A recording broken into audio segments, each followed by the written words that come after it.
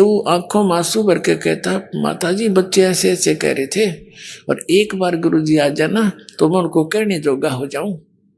अब देख आगे ना मेरे गुरुजी स्वार्थी नहीं है, मैं कहता हूं उनको पर वो नहीं मानते। ऐसे उनकी चर्चा हो ही रही थी और नेकी और सम्मान उनको समझा रहे थे, बेटा हमारे साथ ही रहते, वो दूर थोड़े ही है, अब किस किस के घर जाएंगे गुरुजी ऐसे ऐसे। और उधर से ये एक कमाल नाम का लड़का 10-12 वर्ष का, उसकी मृत्यु हो गई थी, उसको जल प्रवाह कर दिया। कुछ कबीले ऐसे हैं जो ना दफनाते हैं, जमीन में नहीं गाड़ते हैं, ना जलाते हैं मुर्दे को, वो जल प्रवाह कर देते हैं। 4 प्रकार से दाग दिए जाते हैं इस बॉडी को, शरीर को। एक तो जमीन में दबा देते हैं, दूसरा सभा कर देते हैं, जला देते हैं, और तीसरा एक बड़ा सा मचान बनाकर ऊंचा सा पिलर उसके ऊपर डाल देते हैं, उसको पक्षियां खा जाते हैं, या जंगल में डाल देते हैं कहीं सुरक्षित स्थान। और चौथे प्रकार का जल प्रवाह कर देते हैं। कुछ ऐसे कबीले हैं तो उन्होंने उसको जल प्रवाह कर दिया मुर्दे को। और एक शेख तकी नाम का मुसलमान पीर था, सिकंदर लोधी, दिल्ली के बादशाह का। कबीर परमात्मा जी ने सिकंदर लोधी के जलन का रोग था, जिसने सब जगह इलाज करा लिया था, और सब ने ये कह दिया था कि ये आपके प्रारब्ध का कर्म है, आपको भोगना ही पड़ेगा, कोई इसका विकल्प नहीं। वो कबीर परमात्मा के आशीर्वाद मात्र से ठीक हो गया था सिकंदर लोधी।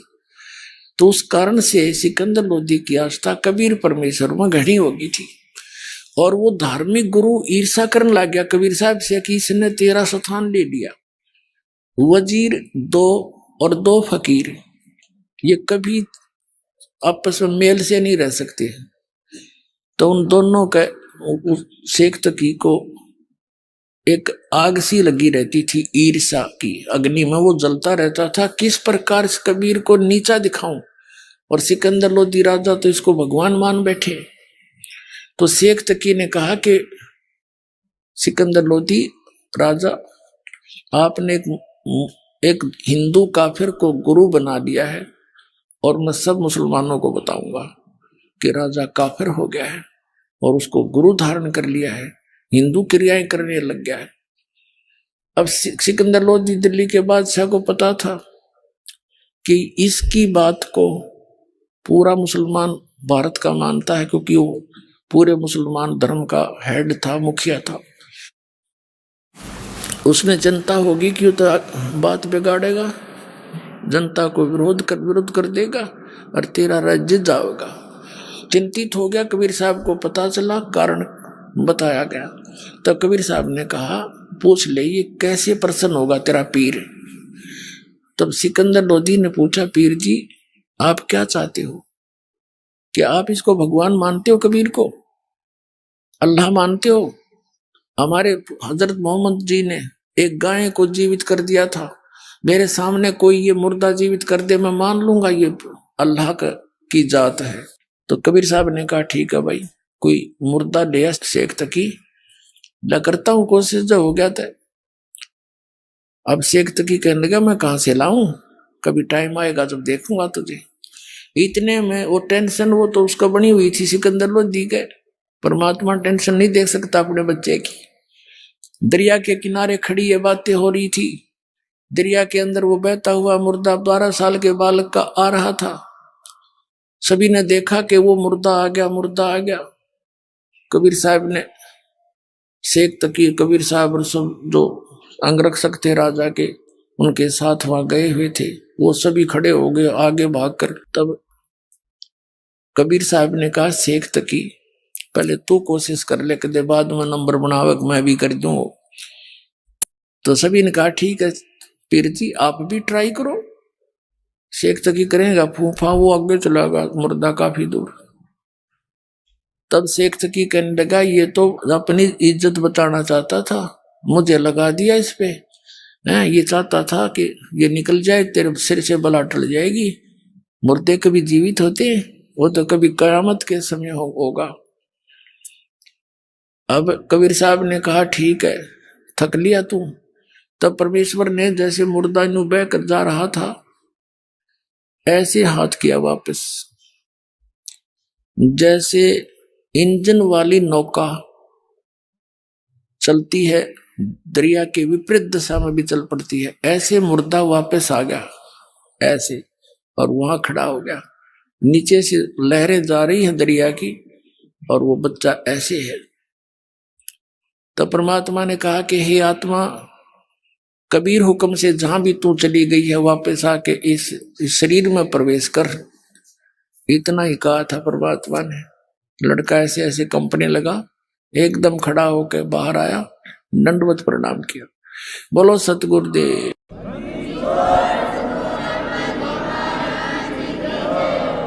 अब सभी ने कहा कि हे परमात्मा, कमाल कर दिया, कमाल कर दिया। कबीर साहब ने कमाल कर दिया। उस लड़के का नाम कमाल रख दिया। अब लड़के को आप पता नहीं मेरा कौन, मैं कहाँ से था, कौन था, भूल गया सारी पिछली। तब परमात्मा ने उस बच्चे को अपने साथ रख लिया अपने पुत्र के रूप में। कबीर साहब ने ना कोई विवाह किया था, कोई स्त्री नहीं थी उनकी। 2 बच्चों को, मुर्दों को जीवित किया था। एक तो ये कमाल नाम का था, एक कमाली उस शेख तकी की लड़की थी 12-13 वर्ष की, वो भी मर गई थी, मृत्यु को प्राप्त हो गई थी, कब्र में दबा रखा था। उस लड़के के जीवित होने के पर भी उसने संतोष नहीं हुआ शेख तकी ने। उसने सोचा ना बड़ी बात, ये तो और ज्यादा महिमा होगी। उसने सोचा कि मेरी लड़की कब्र में दबा रखी है और मेरे दोनों हाथों में लड्डू हैं, यदि लड़की जीवित होगी तो मेरी होगी, और हारेगा तो कबीर हारेगा, ना हुई तो ठीक से। तो उसने सारे मुसलमान धर्म को प्रेरित किया। अपने आसपास के जितने उसके दिल्ली के मुसलमान थे कि भाई राजा तो काफिर हो गया, ये हर वो हर शॉटपट मारी, अब क्या करें शेख तकी, पीर जी आप बताओ जो आदेश दो कि हम आपके साथ हैं। तो उन्होंने कहा राजा से हम पूछेंगे कि इससे कहो मेरी लड़की को जीवित करके दिखा दे, तब मानेंगे ये भगवान है। तो सारे बोलिए ठीक, क्योंकि हम इतने भोले सा हैं, एक नेता के पाछा से होकर मेरे को बंद करा दिया, हम सारी करने तैयार। वो अपना बेनिफिट देखता है, मूर्ख हमें बनाते हैं ये लोग। ऐसे ही हुआ।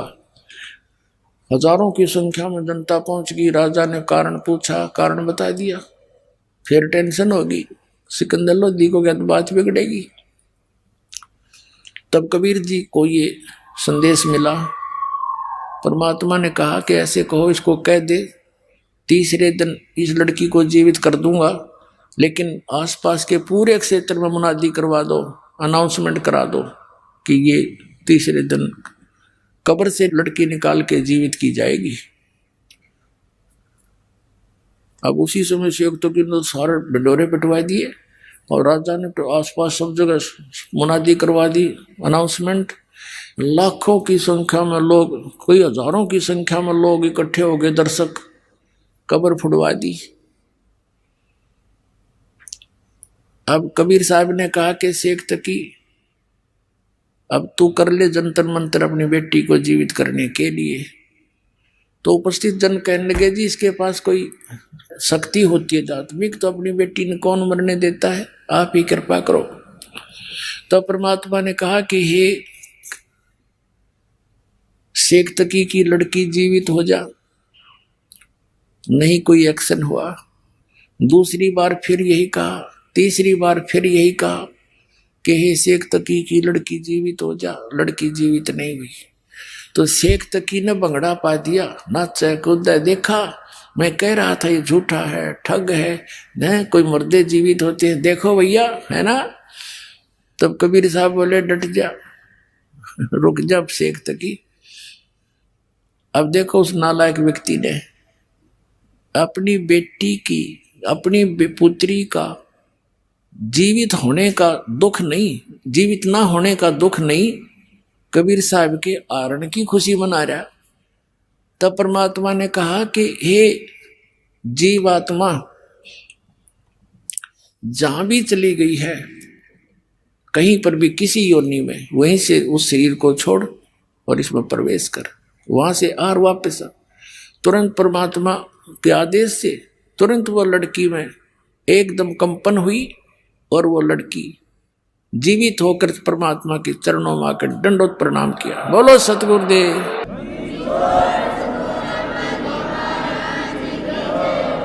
अब सबने कहा कि हे भगवान कमाल कर दिया, कमाल कर दिया। लड़की का नाम कमाली रख दिया।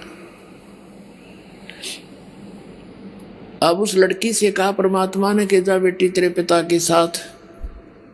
लड़की ने 1.5 घंटे तक प्रवचन किया परमात्मा की पावर से और कहा पिताजी मेरे असली परम पिता मिल गए मुझे, तुम्हें माता चाहे पिता तुम्हें आप मिल गए मुझे। इस नकली पिता का और मेरा संस्कार समाप्त हो चुका था। आगे मैं दूसरी योनि में जाने की तैयारी कर रही थी पशु पक्षियों की, और ये परमात्मा मेरे वहां गए और मुझे वहां से छुटवा के लाए। ये लोगों, ये जनता वालों, ये भगवान हैं, ये अल्लाह हैं, अल्लाहू अकबर तुम्हारे सामने खड़े हैं। मैंने पहले इससे आज से तीसरे जन्म में, चौथे जन्म में मैंने परमात्मा की शरण ग्रहण करी थी। 4 वर्ष तक वो भक्ति की थी जो इन्होंने मुझे मंत्र दिया था। फिर लोक लाज में आकर मैंने वह छोड़ दी थी। उसके कारण फिर मुझे 2 मनुष्य जीवन और मिले। ये मनुष्य जीवन मेरा इतना ही था, आगे मानव जीवन का संयोग मेरा नहीं बचा था। इस परमात्मा ने फिर दया करी मेरे पर। और लोगों चरण पकड़ दो इसके। पुण्यात्माओं, कई हजारों की संख्या में इस चमत्कार को, इस लीला को देखकर कई हजारों की संख्या में उपस्थित लोगों ने कबीर परमात्मा से नाम लिया, उनके शिष्य हुए। तो ऐसे 64 लाख शिष्य हुए थे परमात्मा के। ऐसे उनकी महिमा को देखकर उनको सुख दिए दाता ने, क्योंकि वो तुम्हारा पिता है और वो समर्थ है इस पूरे ब्रह्मांड में। उस वो परमात्मा एक जरा सी रजा करके और सबको आपको सारे सुख दे सकता है। जय प्रसन्न हो जाता है। प्रसन्न आपने करना पड़ेगा, विधि बता दी। इस परमात्मा के अतिरिक्त आपके हृदय में अन्य उपासना की सपने में बात नहीं आनी चाहिए, तो यो राजी होगा। जो पति भरता पति से राती आन पुरुष निभावे, बस पी हर में सूरज प्रीतम में ऐसे ध्यान लगावे। यानी अपने मालिक के अतिरिक्त किसी और में आस्था नहीं रखे, युग तब प्रसन्न होगा। तो प्रसंग चल रहा था, वहीं आते। अब वो लड़का कमाल परमात्मा के साथ रहा पुत्र रूप में। हम इसे नीच हैं। ये लड़का दरिया से बहता हुआ आया था, तब जीवित किया था कबीर भगवान ने। ये चित्र पहले दिखा नहीं पाए थे। हम इतने नालायक हो गए, हम भगवान को भी धोखा देते हैं। ये कमाल नाम का जो लड़का था, परमात्मा ने जीवित किया था, अपने बच्चे की तरह रखा। इसको वो अमृत ज्ञान दिया, भक्ति दी, इसका पालन पोषण किया। जब ये जवान हो गया 20-22 वर्ष का, तो फिर ये जो परमात्मा से डेली कथा सुना करता था, आम आदमी ने याद हो जाती है, तो उसको भी याद होगी। हम इसे भोले भाले हैं, यही हम मार खाते आए हैं। कहते हैं गुरु को तजय बजय जो आना, तापसुआ को फोकट ज्ञाना। अब क्या था, परमात्मा के सुने ज्ञान को, उन्हीं कथाओं को आप सुनाने लग गया। जवान वैसे था, अच्छी सुरीली आवाज थी, तो बहुत सी जो संगत थी वह परमात्मा को थोड़ा और कमाल को ज्यादा चाहने लगी। परमात्मा तक ये बातें आई। उन्होंने सत्संग के माध्यम से बहुत बार कहा कि भाई गुरु को तजय बजय जो आना, तापसुआ को फोकट ज्ञाना। अपने गुरु के अतिरिक्त यदि आप किसी में आस्था रखते हो तो आपको उस पशु को कोई ज्ञान नहीं है, फोकट ज्ञान है उसका। और कहा करते थे कि ये कमाल तुम्हें क्या देगा, ये तो आप एक पुजारी है। इस तरह बहुत बार कहा, लेकिन हम इतने नालायक हैं। हमने यही किया था सतलोक में, जहाँ हमने मार खाई थी। भगवान कहा करते तुम निरंजन युग क्या देगा तुम्हें, इसकी क्रिया मत देखो, ये तपस्या करा करता था। लेकिन हम अंदर से उसको चाहते रहे। उधर से फिर हम इसके साथ यहाँ आगे देख क्या दुर्गति होगी हमारी। तो परमात्मा ने कमाल को भी धमकाया, भाई अपनी सीमा में रहा कर, ऐसा अच्छा नहीं लगता। अंत में क्या था कि वो कमाल फिर परमात्मा ने कई बार झटक दिया और वो वहां को परमात्मा को छोड़कर चला गया। उसने सोचा कि बहुत सी जनता तेरे साथ होगी है और ये सब तेरी महिमा करते हैं, नारा आश्रम जा बनाया और बहुत सी संगत ये मूर्ख उसके साथ उसके मीठी मीठी बातें माँ के उसके साथ हो लिए। अब बताओ वो एक नकली व्यक्ति क्या देगा उनको, भगवान छोड़कर उनके साथ लग लिए। ये लंबी अलग कहानी है, फिर बताऊंगा। तो वो कमाल नाम का पुत्र परमात्मा के साथ रहता था। उसको अभिमान हो गया था कि मैं जो गुरुजी की सेवा करता हूं और कोई नहीं कर सकता। अब पुण्यात्मा मालिक को पता था, अंतर्यामी थे वो, तो कई बार इस तरह की बातें कमाल जी ने कर दी थी। भगवान ने कहा था कि अच्छा बेटा, परमात्मा कहा करते बेटा तेने सेवक तो देखे नहीं है मेरे।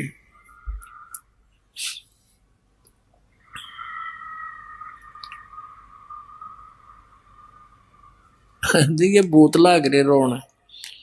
इनको अब पता लग गया कि सचमुच ये हमारे साथ क्यों बना है। इसलिए बना है कि साधना ठीक नहीं बनी। अब पुण्यात्मा जो हमारे दादे परदादे मर गए, मृत्यु को प्राप्त हुए, वो कौन थे? इंसान न तो थे वह। और वो अब प्रेत बनकर भी वो सूक्ष्म शरीर में भटकते रहते, यहीं पर रहते आसपास ही। वो आपको नहीं देख सकते। तो उनके विचार, उनके अंदर श्रवण शक्ति आज तक जो की तो है। वो सब विचार करते हैं। पहले उस गलत ज्ञान को सुनकर उसी में आसक्त थे, अब इस ज्ञान को सुनकर अब वो भी समझने लग गए इनके भूत प्रेत भी सचमुच। या तो बात न्यू बिगड़ी हमारी।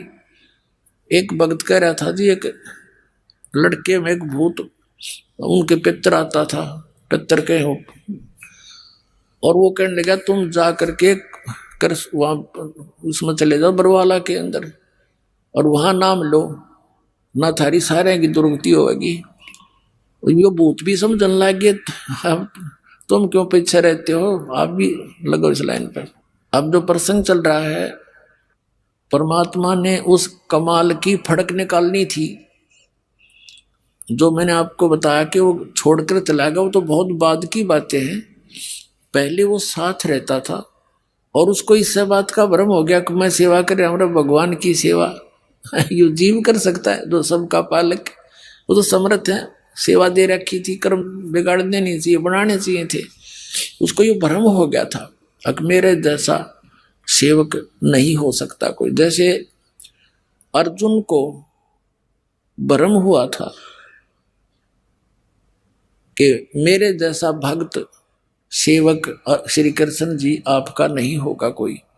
उसकी फड़क निकालने के लिए कहाँ गए थे? मोरध्वज के घर पे। राजा मोरध्वज अपने पुत्र ताम्रध्वज को राज तिलक देने की खुशी में एक अनुष्ठान कर रहा था, तो वहां चले गए थे। तो उन्होंने वहां उनसे कंडीशन रखी थी कि मेरा शेर मनुष्य का मांस खाएगा। वह कथा आपने सुन रखी है। तो उसने फिर माता मोरध्वज ने, उसकी पत्नी ने अपने पुत्र ताम्रध्वज को आरे से चीर दिया था और 2 फाड़ कर दिए। वो भगवान श्री कृष्ण ने फिर जीवित कर दिया। अर्जुन की फड़क काटी थी कि भाई तूने क्या था मेरे जैसा सेवक को ना, सेवक तो तूने देखे नहीं। अब देखो पुण्यात्माओं, इसी लीला को गाते गाते सुनते सुनते हम बहरे हो गए कि इस कारण से हमने उनको श्री कृष्ण को भगवान मान लिया। और वही श्री कृष्ण जी अपने भांजे अभिमन्यु को जीवित नहीं कर सका, जो महाभारत के युद्ध में मारा गया था। सुभद्रा के पुत्र थे अभिमन्यु, अर्जुन के पुत्र। पांडवों का कुल नाश हुआ था, सारा कुल पांडव रोए थे, सुभद्रा रोए थी और कृष्ण रोए बैठ के अपनी बहन के दुख में। श्री कृष्ण जीवित नहीं कर सका। तब धर्मदास ने पूछा था भगवान कबीर जी से, परमेश्वर जी से, कि ये क्या कारण था, फिर आप ही समाधान बताओ। परमात्मा ने कहा कि मोरध्वज के पुत्र ताम्रध्वज की आयु शेष थी, उसको मार के जीवित कर देना ये कोई बड़ी बात नहीं। तो आम संत कर देता है, ऐसी बात है, जादूगर कर देता है। लेकिन अभिमन्यु की श्वास शेष नहीं थे, आयु शेष नहीं थी, इसलिए फेल हो गए। और परमात्मा कबीर जी ने उन दोनों बच्चों की आयु शेष नहीं थी, वो दोनों की बढ़ा दी। तो समर्थ कौन? समर्थ का शरणाग हो रंग होरी हो, और कदे ना हो अकाज राम रंग होरी हो। तो इस तुलनात्मक तरीके से ही हम अपने भगवान की समर्थता से परिचित होंगे। ये अमर कथा जो दास सुना रहा है, ये छुपा दी गई थी, इसको ऊपर नहीं आने दिया था नकली आचार्य और शंकराचार्य और मंडलेश्वर ब्राह्मण गुरुओं ने। ये इन कृष्ण और राम की महिमा सुना सुना कर बहरे कर दिया। जरो अमर है, सर्वेश्वर है, महेश्वर है। ये खुद कहते हैं हमारा नासवान, हम नासवान है, जन्म मृत्यु होती है। इनकी कितनी दुर्गति देखो, अब कहाँ कहाँ कैसे अंत हुआ इनका। तो ज्ञान बिना हम इनको यानी 10 के रुपए के नोट को 1000 का मान रहे थे, ये समझ कर चलो। अब क्या हुआ, वो कमाल की फड़क निकालने के लिए परमात्मा ने कहा भी मैं भ्रमण के लिए जा रहा हूं, सब भक्तों के घर पे देख के आते हैं किसकी आस्था कितनी है, कोई चलेगा मेरे साथ। एक शेख फरीद जो परमात्मा के शिष्य होकर उनके साथ रहा करते थे, पहले वो एक वाजिद जी, वाजिद, हाँ शेख फरीद भी और कमाल दोनों कहने लगे जी हम चलेंगे। अच्छा भाई चलो। अब उधर से वो वार्ता चल रही थी,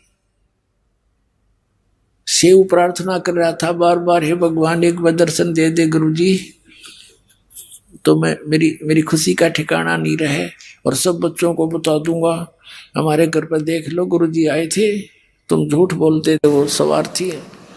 इतने कह ही रहे थे और बच्चा आंखों में आंसू भरकर ऐसे बोल रहा था।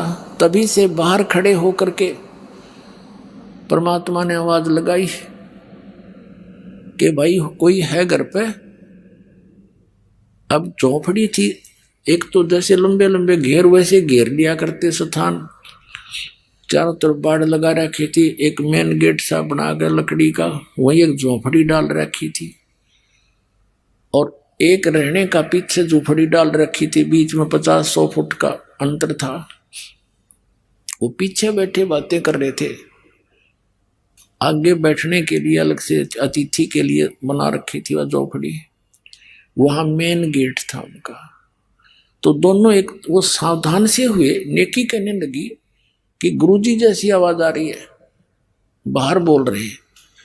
अब सम्मन कहने लगा गुरुजी यहाँ कैसे आएंगे, कैसे हो सकता, हम चर्चा कर रहे थे ना इसलिए हमारे कानों में वही आवाजें गूंज रही हैं।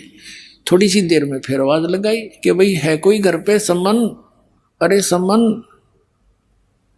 अब वो कहने लगी आवाज गुरुजी की है। अब दोनों तीनों भाग लिए बाहर को देखने के लिए। क्या देखा, सामने वो 3 संत खड़े हैं, 2 भक्त और एक परमात्मा खड़े। अब उनको विश्वास नहीं हो रहा कि गुरुजी और हमारे द्वार, गरीब के द्वार पर, मतलब गरीब अमीर से नहीं, गुरुदेव आगे इतनी श्रद्धा। वो ऐसे हो गए जैसे स्वप्न देख रहे हो, आंखें फाड़ फाड़ कर। काफी देर तक कुछ सेकंड के लिए ऐसे सब स्तब्ध से हो गए। तब उसने, कमाल ने कहा कि गुरुजी को अंदर भी चलने की कहोगे या यहीं खड़े रखोगे। तो वो ऐसे आंख से मसल कर देखा, चरणों में गिर गए तीनों के तीनों। और आओ महाराज अंदर बैठो, हे भगवान आज ही चर्चा कर रहे थे, आप तो अंतर्यामी हैं, आप तो पल पल की आवाज सुनते हो, आपका बच्चा आज ही याद कर रहा था आपको। वहां बाहर वाली बैठक में बैठा दिए, झोपड़ी में, जैसा भी फटे पुराने कपड़े उनके पास उपलब्ध थे गरीबों के, मालिक बैठ गए सौंकते। अब सम्मन ने जल करवाया, जल पानी पिलाया, चर्चा करते रहे, भगवान बड़ी दया करी, कैसे दया करी गरीब की झोंपड़ी पर, आप तो समर्थ हैं दाता, आज ही आपकी बच्चा आपको याद कर रहा था। ऐसे चर्चा चलती रही, काफी देर भी समय बीत गया। फिर सम्मन ने कहा कि भगवान भोजन की सुनाओ। परमात्मा ने कहा भी रोटी खावांगे, भूख लग रही है, भोजन प्रसाद करेंगे। अब सम्मन आया घर पे अपनी पत्नी के पास और कहा गुरुजी भूख लगी है, पैदल चल कर आए, खाना बनाओ। अब नेकी कहने लगी कि घर पे तो आज आटा नहीं, 1 रोटी का भी आटा नहीं है। तो समन ने कहा जाओ किसी से उधारा ले आओ, मांग ला उधारा। वो कहने लगी मैं पूरी आसपास जहां जहां भी मुझे आशा थी उनके पास मैं जा चुकी हूं उधार मांगने के लिए, सबने मना कर दिया। तो समन कहने लगा कि ला तेरी ये चूंदड़ी जो ओढ़ रखी थी चीर, ये तेरा कपड़ा इसके गिरवे रखा हूँगा, मैं ले आता हूँ कहीं से। वो कहने लगी मैं इसको लेकर गई थी गिरवे रखने के लिए, ये फटी हुई एक दो जगह से, किसी ने नहीं दी। अब सम्मन बैठ गया कलेजा पकड़ के, कि भगवान आज क्या बनी, प्रथम बार परमात्मा आए और आज ये भूखे जाओगे। हे भगवान इस पापी को ऐसे दरिद्र में जन्म दिया, मैं अपने भगवान को भोजन नहीं करा सकता, न रो बुरी तरह। नेकी ने कहा कि ऐसे नहीं, मेरी बात सुनो, आप ऐसे करो, अब तो कह दो गुरुदेव को कि भगवान सुबेरा भोजन करवाएंगे, ये अंतर्यामी है, सारी जान जाते हैं, संत संकेत समझते हैं, और सुबह भोजन कराएंगे। तो सम्मन कहने लगा सुबह कहाँ से लाएंगे। तो नेकी ने कहा कि रात ने तुम चोरी कर लाइए। अब प्रतिदिन वो लड़का सुना करता था प्रवचन कि भी जो चोरी करते हैं उनका नाश होया करे, और उस दिन माँ के मुंह से ये बात सुनकर वो शतब्द रह गया। कहने लगा माता चोरी करने वालों का तो विनाश होता है, वो कभी उभरते नहीं, सतगुरु बताते रहते हैं, राजा आप हमें क्या सलाह दे रहे हो। तब नेकी ने बताया बेटा ये नगरी वाले पैसे वाले घने हैं, और जहां माया घनी है उनका सिर फिर जाया करे, ये कुदरती बात है। कबीर साहब कहते हैं टोटे में भक्ति करे सोए सही सपूत, ये मायाधारी मस्करे ना जाने कितने जालिए ऊते। तो बेटा ये जो हम इनको कथा सुनाते थे कि हमारे गुरुजी ऐसे कर देते, हमारे गुरुजी ऐसे कर देते हैं, तो आज मैं जिस भी घर से आटा मांगने गई ये कह करके हमारे गुरुजी आए हैं आटा दे दो उधारा, उन्होंने आटा ना दे करके व्यंग कसे मेरे पर कि आज तो तुम्हारे घर पर तुम्हारे भगवान आ रहे हैं, फिर तुम नक्के मांगने की जरूरत है, वो तो घर भर देंगे तुम्हारा, ये कर दिया था वो कर दिया था, डींग मारा करती, अब क्यों मांगती फिर रही है। और बेटा हमने इस नगरी का अन्न खाया है, मांग कर अपनी मजदूरी करके समझ ले बेटा। और ये बालक हैं आग में हाथ देने जा रहे हैं। फिर एक कथा सुनाई कि एक नगरी में ऐसे पैसे वाले लोग घने हो गए, जहां जहां माया घनी है पुण्यात्माओं भगवान से कोसों दूर कर देती है। या ये सबसे बड़ा विष है, और जिसको हम डेली खा रहे हैं और चोरी कर कर खा रहे हैं। कहीं देख लो किसी एक क्षेत्र में आज कोई पीछे नहीं है, तो ये विष इसलिए खा रहे हैं, हमने इसका पता कोई नहीं, यो हमें मार डालेगा। अब इस ज्ञान से पता चलेगा कि इसकी तो आवश्यकता नहीं बकवादों की, भक्ति के लिए तो सबसे बड़ा दुश्मन है। और आपको भगवान देगा जो आवश्यकता होगी, समर्थ आपके साथ है, वो देगा जो आपके विष का काम ना करेगी। तो उसने कहा उस नगरी के लोग इतने पैसे के कारण इतना अभिमान था उनमें, साधु संतों का आदर सत्कार भी त्याग दिया था। एक सिद्ध पुरुष था, उसके साथ एक 15-16 वर्ष का उसका कोई शिष्य था। उस नगर के बाहर जंगल में आकर वो रुक के लड़के को कहा बेटा जा भिक्षा मांग ला। अब वो भिक्षा मांगने गया तो उस नगरी में जिसके पास भी जावे सभी सेठ लोग थे। वो मजाक करते हैं कि तुम मस्टंडे हमारे यहाँ पल्लेदारी कर ले, मांगते फिरते हो, करके नहीं खाया जाता। किसी ने कुछ नहीं दिया, लड़का वापस आ गया और सारी कथा गुरुदेव को बता दी। अब गुरुदेव ने कहा बेटा कल फिर जा तू एक बार। वो अगले दिन फिर गया, सबने वही जवाब दिया, लेकिन वो वापस आ रहा था। तब एक कुम्हारी ने देखा, कुम्हारी थी गरीब सी कुम्हार, उसका पति मर चुका था, 3-4 बच्चे थे उसके लड़के, उसका भारवाही मकान था, गांव से काफी दूर, थोड़े से फैसले में होता था। तो उसने देखा कि बालक काल भी भूखा गया, उसको पता था कि ये लोग कुछ नहीं देंगे इनको, शायद ये किसी का आदर करना नहीं जानते, इनका सिर घूम रहा है। उसने एक माँ की दृष्टिकोण से देखा कि मेरा बालक होता और 2 दिन भूखा सोता, कैसे जीवन व्यतीत करता। तो उसने कहा महाराज आप कल भी आए थे, खाली गए, आज भी खाली जा रहे हो? कहा माई खाली जा रहा हूं। उसने कहा कि मैं कुम्हारी हूं और ये कुछ आटा ले जा, रोटी बना रखी थी उसने, आटा को तो आटा दूं, रोटी को तो रोटी दूं, और ये ले जाओ और आपके गुरुजी को बता दियो कि कुम्हारी के घर से प्राप्त है, क्योंकि कई ऐसे संत होते थे जो छोटी जाति वालों का नहीं खाते थे, तो कहीं मेरे को और बद्दुआ ना दे दे, बेटा बता देना महाराज।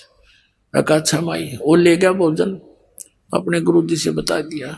गुरुजी नगर तो कति निकम्मे आदमियों का बराबर है और जानबूझकर बकवास कर रहे हैं कि तुम मांगते फिरते हो, करके क्यों नहीं खाते, कुछ ये कर लो। ऐसे ऐसे एक माई ने आटा दिया, ये भोजन दिया है और उसने ऐसे ऐसे बताया है। वो साधु कहने लगा बेटा तू खा ले, मैं तो खाऊंगी, बाकी ऐसे कर। उस माई ने कह दे कि आज शाम तक अपने सामान में बटोर कर सारे यहाँ से निकल जा और किसी को बतावा नहीं, और उस लड़की को बता देना कि आज रात ने यो नगर नहीं रहेगा। और साधु संतों की उनसे वो परिचित थी, भगत ने जाकर बता दिया कि माई ऐसे ऐसे गुरुजी का आदेश, सर मेरे गुरुजी जो कह देते हो सच्ची होया करे, तू निकल जाए यहाँ से। और ये कहा चाह तू रात में बस चली जाएगी ना, और तुझे शाम हो जा वहीं रुक जाना, वहीं बस जाएगी। तो वहां से वो चल पड़ी, अपने गधे पर सारा सामान लाद कर चली गई। 8-10 किलोमीटर जाकर रात होगी, वहीं रुकेगी। उधर से रात्रि में ऐसा भूकंप का व्यवस्था हुई, पूरा नगर नाश हो गया, कोई नहीं बचा उसमें एक जीव भी, सारा मर गया। और वो लड़की जहाँ बैठी थी, आसपास के लोगों को पता चला, वहां पहुंचे, उसने सारी कहानी बताई, ऐसे ऐसे साधु संतों के साथ इन्होंने बदतमीजी की थी और मुझे ये कह दिया था तू चली जा। तो गांव के आसपास के व्यक्तियों ने उसको वहीं कह दिया, बहन तू यहीं रह। उसका मकान पर झोंपड़ी झापड़ी डलवा दी, घनिया जमीन दे दी, वो उड़े बस गई। अब उस लड़की ने बताया, वो गांव बना हुआ बताते हैं उसके नाम से।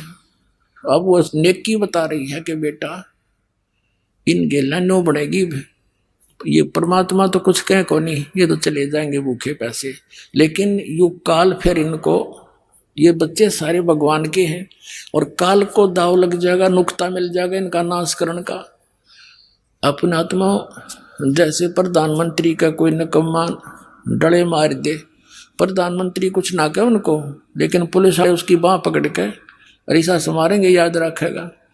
तो इसी प्रकार कबीर साहब तो ये हमारे भगवान हैं, ये तो नहीं दुख देंगे, लेकिन काल फिर उनको बख्शा नहीं, क्योंकि इस डर से कि इस मालिक को इन्होंने ऐसे कैसे कह दिया, तो इसलिए ये सब खत्म हो जाएंगे बेटा, एक नियम है यहाँ का, अब तुम देख लो। लेकिन उस चोरी किए हुए धन को हम दान करेंगे, हम छुएंगे नहीं बेटा। इस नगरी को बसाना चाहते हो तो मांग लो। तो फिर मान गए वह, अच्छा माता जी। गुरु जी से बोल दिया महाराज सुबह भोजन करावाएंगे। अच्छा बेटा बस कोई बात ना, सुबह खा लेंगे, तब भूख सी भी ना रही। अब कहने का भाव ये है कि दोनों पिता पुत्र चोरी करने चल पड़े। एक सेठ का जाकर वो उसमें सुराख कर लिया, अंदर घुसने का पाड़ ला लिया, सेंध ला दी उसमें। अब लड़का कहने लगा पिताजी आप बाहर खड़े रहो, मैं जाऊंगा अंदर, और मैं पकड़ा भी गया तो लोग मुझे बालक करके छोड़ देंगे, आप पकड़े गए तो इस सेठ का यहाँ के नवाब तक नाता है, आपको बहुत भयंकर सजा दिला देगा। सम्मन बोला बेटा और तू तेरे को ये सजा दे दी तो मैं कैसे जीऊंगा ना, मैं जाऊंगा, मैं तो मर जाऊंगा, पर तुम मैं आटा फेंक दूंगा तो लेकर भाग जाना। तो सम्मन से वो नहीं मानना कि ना पिताजी मैं मेरे रहते तुम कैसे जाओगे, ऐसे कहते कहते अंदर घुस गया। सम्मन ने कहा बेटा थोड़ा सा लेना, 3 शेर, इससे ज्यादा नहीं। अब लड़के ने अपनी फटी पुरानी चादर में आटा अंदाजा सा डाल लिया, 3 शेर, और बांध के गांठ चालन लग गया, बढ़िया जाग गया, वहीं सोया था। अब वो निकलन लग गया, नु उस सुराख के अंदर से पीछे तो पैर पकड़ के घसीट लिया, और इतने वो लड़का उस आटे को फेंक गया बाहर को। अब सेठ जी ने देखा, अरे तुम भगत को आओ और चोरी करो, देख पाटेगी ना बोल तुम्हारी। तब उसने कहा, लाला जी जोर से क्यों बोल रहे हैं, 3 सेर आटा लिया मैंने, हमारे गुरुजी आ रहे थे, हमारे को किसी ने मांगा दिया नहीं, तेरा उधारा दे देंगे। बको अच्छा, वो गुरुजी चोरी कराते हैं, और तेरे की पता चला उसकी जड़ का, वो चोरी कराने आते हैं। अब सेऊ ने सोची, देख अब यह और बात बिगड़ गई, गुरुजी को भी सजा दिवाओगे तो बड़े नकम्मे आदमी भाई। उधर से फिर सम्मन लेकर आटे को गया। नेकी ने पूछा, पुत्र कहाँ है? उसने बताया कि वो तो लाला जी ने पकड़ लिया और बांध दिया खंभ के। अब नेकी ने क्या सोचा कि देख कैसा जुल्म होगा गुरुजी के साथ, लोग लड़के ने पहचानेंगे कि ये सम्मन का लड़का है, और फिर यहाँ आएंगे नो कहेंगे ये इनके गुरुजी चोरी कराते हैं। तो वो क्या कहने लगी कि तू वापस जा, और ये चक्कू ले जा, लंबा सा करद थी, इतनी लंबी हो रही है वो वृक्ष काटने की। नो बोली जाकर लड़के का सिर काट लिया। एक बात बाहर करने के बहाने बाहर गर्दन निकलवा लिए और सिर काट लिए। फिर सेठ इस बालक ने घर नहीं रखे, घर पे छाण मना होगा किसी का, किसका सही सिर, किसका है ये सब। और लाला जी घर रखे को ना कि मर्डर का केस लगेगा उस पर, तो ऐसे ही कर दे। वो लेकर कर दो वापस चला। उधर से उस लड़के के मन में यह प्रेरणा कि तो जुल्म होगा, कल गुरुजी को तो सजा दिलाएंगे निकम्मे, और इस कारण से हम बच सकते हैं। तब सम्मन आया और कहा, सेऊ बेटा एक जरूरी बात है, तेरे कान में बताऊंगा, गर्दन बाहर निकाल ले एक बार, लाला जी से प्रार्थना करके। अब सेऊ ने कहा, लाला जी बाहर मेरा पिता खड़ा है, कोई जरूरी काम बताओ है, और मुझे एक बार बात कर लेने दे। सेठ बोला, तू भाग जाएगा? अक नहीं, कसम मुझे, मेरे रस्सा ढीला कर दे, पैर पग बांध के, और फिर भाजूंगा नहीं, सिर्फ बात करूंगा। सेठ जी ने सोचा, ले कर लेने दे बात। ढीला रस्सा कर दिया, और सेऊ ने बाहर सिर निकाला। अब पिताजी था हाथ पाछे का पीछे रह गया, छुपा रखी थी वह छुरी, करद छुपा रखी थी काटने की, नहीं हाथ उठा आगे को। कुछ देर के लिए सतब्ध सा हो गया। तब सेऊ ने कहा कि पिताजी मेरी गर्दन काट ले, और लाला जी तो गलत बोल रहा है, गुरुजी के साथ आपत कर देगा। अब सम्मन और कोई यहां तक कह दिया कि अगर तू मेरा बाप है ना तो मेरी गर्दन काट ले, नहीं तू मेरा बाप नहीं है। इतना कहते उस सम्मन में भी जोश आ गया, बस एकदम तैस में आकर लड़के का सिर काट के और चोटी तो पकड़ ले गया। अब लाला जी ने देखा पापा छन घसीटा तो सिर नहीं उसका, वो डर गया, अब तेरा 302 का मुकदमा बनेगा। अब उसने घसीट कर उस लड़के की लाश को रातों रात जंगल में बाहर जाकर, एक पजावा होता था, पजावा ये कुम्हार लोग पहले ईंटें बनाते थे, उसके ऊपर चारों तरफ वो खड्डे से होते थे मिट्टी खोदने के, उसमें डालाया। अब जब वो सम्मन सिर लेकर घर पे आया, नेकी ने कहा कि कर ले, कहाँ ठीक है, रख दे इसको, अलमारी में रख दे और वापस जा। नेकी बोली वापस जा, लाला जी उस लाश को घर नहीं रखेगा, वो किधर बाहर घेर का होगा। और उसकी घसीट देखकर, उसकी लकीर देखकर, लाइन देखकर जाना तो चिन्ह के साथ साथ उसने जाकर देखा, सचमुच लाला जी तो घसीट कर ले जा रहा था, कच्चे रास्ते होते थे पहले। लाला जी तो आकर घेर के डाल के उसको, और अपना जो सुराख था उसको बंद करके, और उस पर रेत डात छड़क कैसा कर दिया जैसे कुछ नहीं हुआ था, बैठ गया भीतर। वो उसको लड़के की शव को उठा लिया रातों रात। ऐसे सारे प्रोसेस में उनको सुबह हो गया, यानी घंटा 1.5 घंटा रह गया सूर्य उदय होने में, घंटा का। वो लड़का लाके सब डाल दिया कोठे में पिछली साइड में, और ऊपर फटे पुराने कपड़े डाल दिए, और अलमारी में सिर रखा था लड़के का, कपड़े में लपेट के। अब नेकिन बोली मैं खाना बनाती हूँ, गुरुजी को कह दो जी भूख लग रही होगी आपको, भोजन खा लो, और भोजन खा के ही चले जाएंगे, जनता किसी ने पता नहीं लगेगा। अब क्या हुआ, भोजन बना दिया, सम्मन ने प्रार्थना करी, 3 पात्रों में डाल दिया। 3 जने थे, परमात्मा थे, 2 उसके सेवक थे उनके, और बैठ के जैसा भी बोरी बारी थी आसन डाल दिया। परमात्मा ने कहा बेटा इनको 6 जगह कर दो, सारे बैठ के इकट्ठा खावांगे।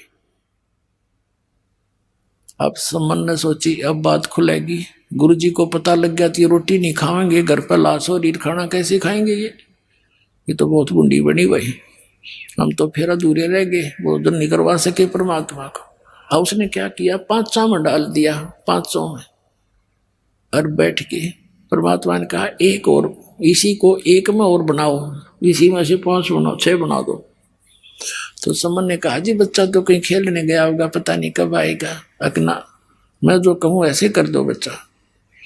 अब उन्हें कर दिया। तब परमात्मा ने आवाज लगाई कि आओ सेऊ जीम लो, ये प्रसाद प्रेम, बेटा सिर कटा करें चोरों के, साधों को न तकसेम। कहते हैं सेऊ जड़ पे शीश चढ़ा और बैठा पंगत माही, नहीं निशानी गर्दन के वो सेवक नाही। माता पिता ने कुर्ता टाटा के देखे गमीज का गला, कि वो ये लड़का है। अंदर जाके देखा वहां वो रक्त पड़ा था, बोरी खाली पड़ी थी, वहां सब नहीं था, और लड़के के निशान भी नहीं, और अपना हाथों काट रखा। कहते नहीं गिराया गर्दन पे, यो ओ सेवक नाही। बोलो सतगुरुदेव।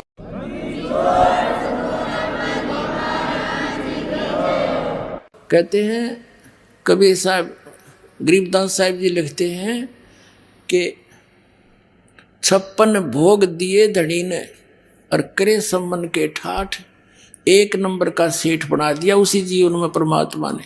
कहते नुकते ऊपर रिझ जाएगा रे, करोड़ कर्म जल जा तुम्हारे। बोलो सतगुरुदेव।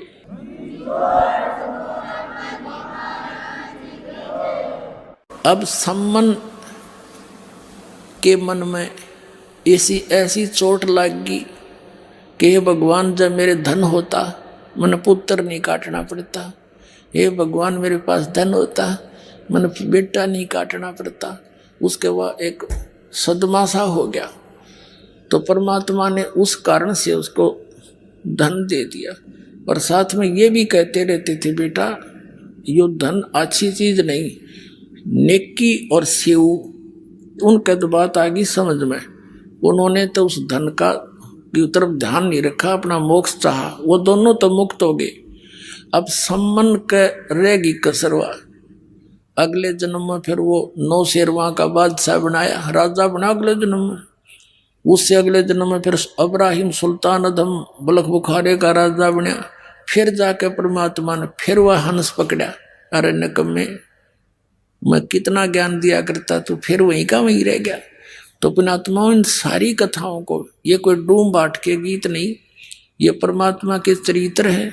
इनको सुनने से भी पुण्य होता है, इनके अनुसार आचरण करने से लाभ होगा। अब हम आते हैं उस प्रसंग पर। तो वो प्रसंग बीच में आ गया था कि भगवान पर विश्वास करने से नुकते ऊपर रिझ जाएगा रे, करोड़ कर्म जल जाए तुम्हारे। इस जन्म में आपने सारा सुख भी देगा और मोक्ष भी देगा, पर इस माया को दुरुपयोग, इसके ऊपर आसक्त ना हो जाना, नया लेकर डूब जाएगी आपको। इसलिए कबीर साहब कहते हैं माया दासी संत की ओ भई दे आशीष, बिलसी और लातों छड़ी सुमर सुमर जगदीश। इसको अपना प्रयोग करें ढंग से। अब क्या बताते हैं, धर्मराय दरबार में दई कबीर तलाक, मेरे भूले चुके हंस को तू पकड़िए मत कजाक। कजाक ए निकम्मी आत्मा, ए निकम्मे, जैसे ने कहा ना बड़ा अफसर छोटे को, और खबरदार देते ने ऐसा कर दिया तो वो कहता है जी सर, अगर नहीं जी ऐसा नहीं करूंगा। तो धर्मराज को, यहाँ के चीफ जस्टिस को, इस ब्रह्मांड के चीफ जस्टिस को कबीर परमात्मा ऐसे डांट लगा रहे हैं। और वो क्या कह रहा है, बोले पुरुष कबीर से धर्मराय कर जोड़े, तुमरे हंस को पकड़ो नहीं मुझे दुआ ही लाख करोड़े। आपके हंस ने नहीं पकड़ू दाता। फिर क्या बताता है कि जिन्होंने आपकी शरण में आने से पहले जो पाप इकट्ठे कर रखे हैं, ये परमात्मा उनके आधार से तो मैंने उनको दंडित करना पड़ेगा, मेरा विधान है। तब परमात्मा ने कहा था, कर्म भरम ब्रह्मांड के मैं पल में करहूने से, जिन हमारी दो ही दई सो करो हमारे पैसे। मेरे हंस का तू लेखा जोखा मत कर देना, जिसने तेरे उनके जो पहले किए हुए पाप हैं 1 मिनट में सब नाश कर दूंगा, खत्म कर दूंगा, कैंसिल कर दूंगा। कहते हैं जब ही सतनाम हृदय धरो भयो पाप को नाश, जैसे चिंगारी अग्नि की बई पड़े पुराने घासे। लाखों टन घास पड़ा हो सूखा, एक माचिस की सीख जला कर लगा दो, सारे को फूक के राख बना देगी, चलेगी आंधी तूफान, साफ हो जाएगा, समाप्त हो जाएंगे। तो परमात्मा कहते हैं मेरे हंस की जो पहले के कर्म है तेरे अकाउंट से मैं खत्म कर दूंगा। क्या बताते हैं, शिव मंडल ब्रह्मापुरी चाहे विष्णु लोक में हो, हमरे गुण भूले नहीं तो आन छुटाऊं तो। अपना आत्माओं आप धीरे धीरे समझ जाओगे, अभी तो बच्चे हो, कोई पहली कक्षा का है, कोई दूसरी कक्षा का, किसी ने आज प्रवेश ही पाया है। और जो पुराने हो गए उनके तो हृदय में दास जो वचन बोलता सारी 100% सत्य सिद्ध होते हैं, स्वीकार्य होते हैं, आपको भी हो जाएंगे। यो ज्ञान आज तक आपने सुना है को नहीं है, पूरे विश्व में ज्ञान नहीं। अब क्या है, ये है वो प्राइम टाइम मोक्ष का और भक्ति यथार्थ कराने का। आपकी अब परमात्मा के बच्चों से परमात्मा ने अब भक्ति करानी है। पूरे विश्व के प्राणी जो मनुष्य शरीर धारण करते रहेंगे उनको ये सतनाम मिलता रहेगा और इसी से मोक्ष होना था। ये अभी तक छुपा रखा था। ये सतनाम आज तक इस दास के अतिरिक्त या उन महापुरुषों के अतिरिक्त जिन्होंने सीधे भगवान मिले थे उनको दिया था सतनाम, जाप भी दिया था, सार नाम भी बताया था, लेकिन उनको आगे देने को मना कर दिया था, किसी को जिक्र भी नहीं करना। धर्मदास मेरी लाख दुहाई, ये सार शब्द की दबार न जाई, सार शब्द बार जो पढ़ी या बिचली पीढ़ी हंसनी तेरी।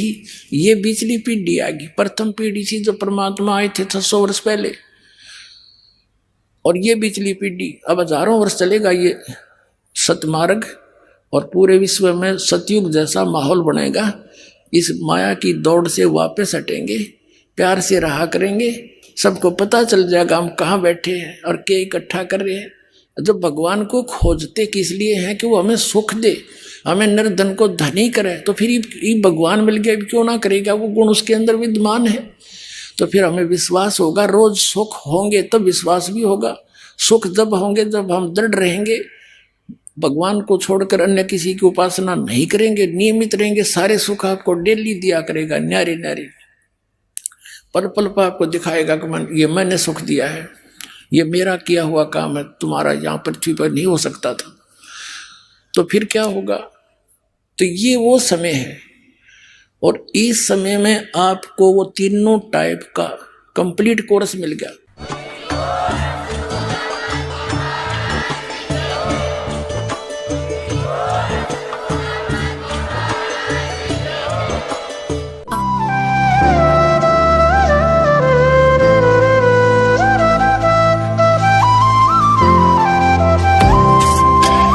सत सही।